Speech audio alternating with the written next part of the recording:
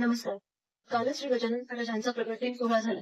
श्री संत गजानन महाराज हे बुलढाणा जिल्ह्यातील शेगाव येथे दिगंबर अवस्थेत लोकांना दृष्टीस पडले. श्री गजानन महाराज प्रकट दिन हा एक शुभ दिवस मानला जातो.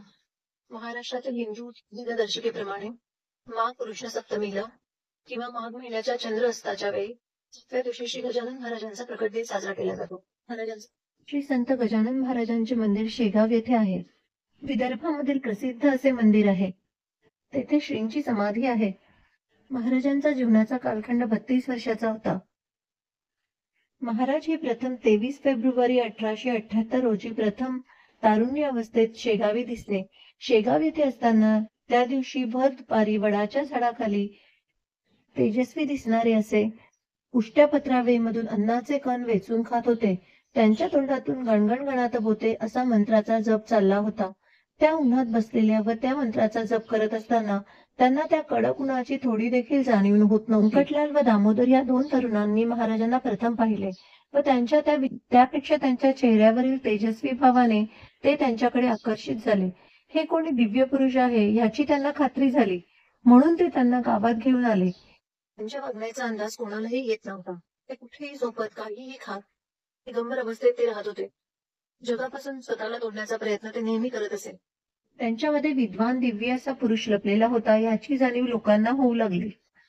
त्यांना प्राणी मात्रांची देखील भाषा उमजत होती. मोठमोठी मंडळी त्यांना भेटायला येऊ लागली. लोकमान्य टिळक यांनी देखील गजानन महाराजांची भेट घेतली. कोणाचेही दुःख त्यांना बघवले जात नव्हते. ते त्यांच्या दुःखावर उपाय सांगत असत. त्यामुळे महाराजांकडे लोक भक्तिभावाने येऊ लागली व महाराजांची कीर्ती विदर्भामध्ये घराघरात पोहोचली. एकदा मुलांनी गजानन महाराजांना चिलीम करून दिली. महाराजांनी बंकटलाल यांना जानकीराम सोनाराकडे जाऊन विस्तव आणण्यास सांगितला. त्या सोनाऱ्याचा सोन्या चांदीचा मोठा धंदा होता. सोनार नळी फुंकत होता. मुलांनी त्याच्या दुकानात जाऊन विस्तव मागितला, परंतु त्याने विस्तव देत नाही असे मुलांना सांगितले.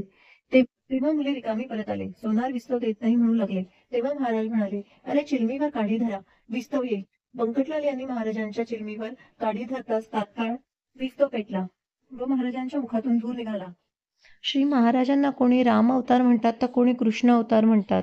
त्यांनी लोकांच्या मनातील अहंकार नष्ट केला.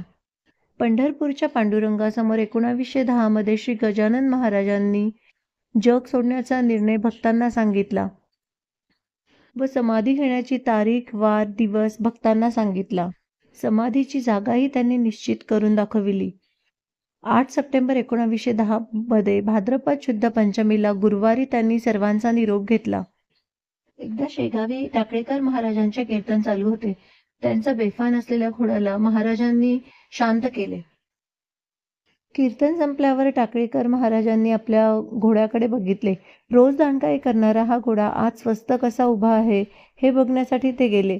तेव्हा त्यांना गजानन महाराज घोड्याच्या चौपाई शयन केलेले दिसले. तेव्हा दुसऱ्या दिवशी त्यांनी कीर्तनात सांगितले की हे साक्षात शिव अवतार आहे व त्यांनी गजानन महाराजांची पूजा केली. गणगण गणात बोते, बोटावरी वाजुनी बोटे असे ते भजन अहर्निश गात असत. म्हणून लोक त्यांना श्री गजानन महाराज असे संबोधू लागले.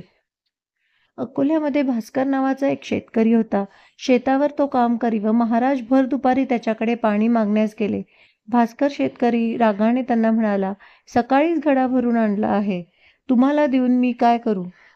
तेव्हा महाराज शेजारीच असलेली कोरडी विहीर होती तेथे जाऊन काठावर बसले व त्यांनी त्या विहिरीकडे बघितले.